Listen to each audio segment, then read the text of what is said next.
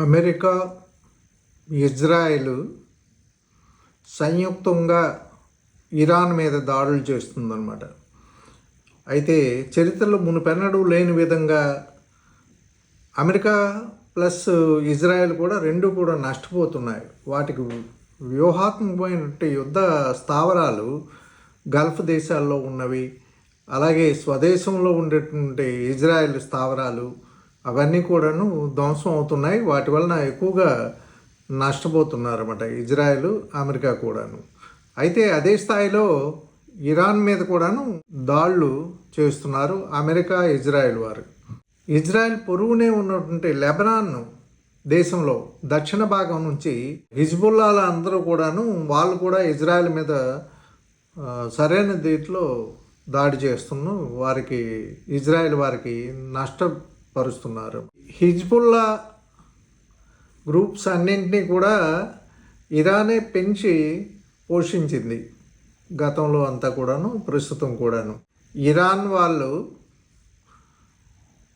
వాళ్ళు హమాస్ వారికి, తర్వాత హైతీలకి, ముస్లిం బ్రదర్హుడ్ లాంటి ఉగ్రవాద సంస్థలకి వాళ్ళు ప్రోత్సహిస్తున్నారు. వీటిని అమెరికా, ఇజ్రాయెల్ వాళ్ళు కూడా సంయుక్తంగా తట్టుకోలేకపోతున్నాము. వీటిని ఏ విధంగానైనా మనం వీటిని మట్టు పెట్టాలి అని చెప్పేసి వీళ్ళు తలుచుకుంటున్నారు.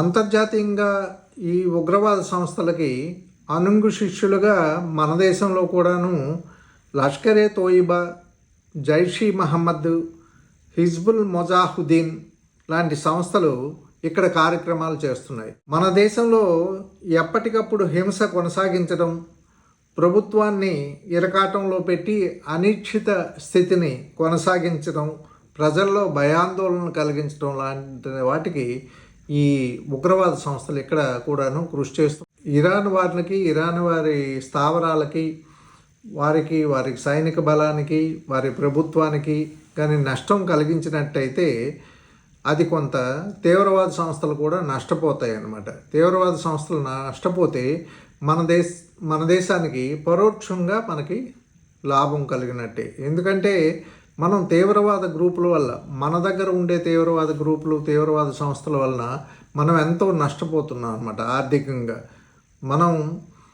తర్వాత అనేక కుటుంబాలు వారి కుటుంబంలోని ముఖ్యమైన వ్యక్తుల్ని కోల్పోయి కుటుంబాలే నాశనం అవుతున్నాయి. తద్వారా సమాజంలో ఒక అనిశ్చిత స్థితి కలుగుతుంది.